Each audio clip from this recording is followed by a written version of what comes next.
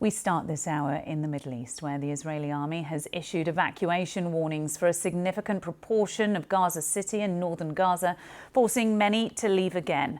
Last night, thousands of Israelis demonstrated in Tel Aviv for the first time in 3 weeks to demand a hostage deal with Hamas. They want the government of Prime Minister Benjamin Netanyahu to take what they called a brave and bold decision. Hamas has signalled it is willing to free the remaining hostages under a deal to end the war. The Qatari Foreign Ministry earlier said Israel and Hamas should build on the momentum from last week's ceasefire between Israel and Iran. In Gaza, the Health Ministry says at least 81 people were killed and more than 400 injured in Israeli strikes over a period of 24 hours. Israeli strikes hit a number of areas, including on an apartment building, a stadium and a school housing displaced families. President Trump said on Friday a Gaza ceasefire is possible within the next week, and today he took to social media to post this. "Make the deal in Gaza, get the hostages back," he wrote. Well, our correspondent Ione Wells is monitoring events for us from Jerusalem, and she told us firstly more about that evacuation order for northern Gaza.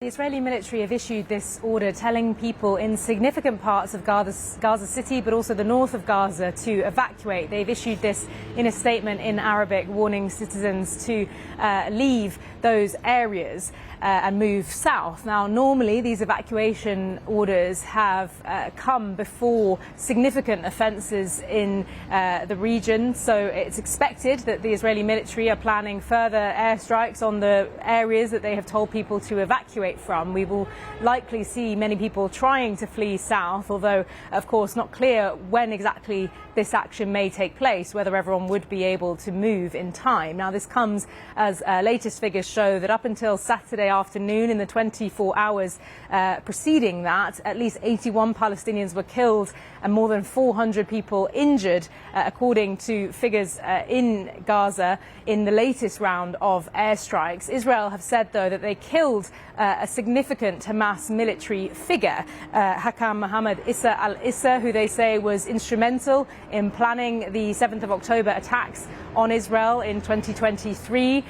This is one of the last remaining figures, senior leadership figures within Hamas, according to the Israeli military, after two previous leaders were already killed. Now, what's interesting is this comes as well as Israeli media are reporting that the Israeli army have been telling the political leadership in Israel that they are close to achieving all the goals that the political leadership had set for them in Gaza.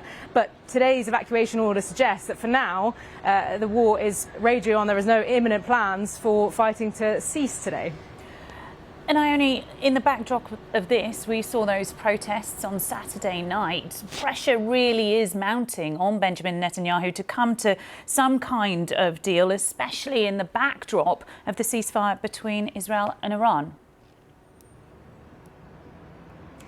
That's right. We saw for the first time in 3 weeks these protests in Tel Aviv last night, with many people gathering to call on the government to reach a comprehensive deal to release all the hostages in Gaza. Now, what they were calling for was a deal that doesn't just release a couple of hostages as part of a sort of temporary ceasefire. They want all of them released, and they want Israeli troops pulled out of Gaza as well. Now, it's worth reflecting on what the key sticking points have been so far in terms of reaching a ceasefire deal. Hamas has said that it is prepared to release all the hostages, but it wants Israel to commit to ending this war and also pulling all its troops out of Gaza, something that Israel has so far refused to do. Now, Israel, as part of a deal, also wants Hamas to completely disband and lay down their arms, something which Hamas has rejected so far. So these remain the key sticking points at the moment. But as you say, there is pressure growing not just from campaigners and including families of hostages who still remain in Gaza,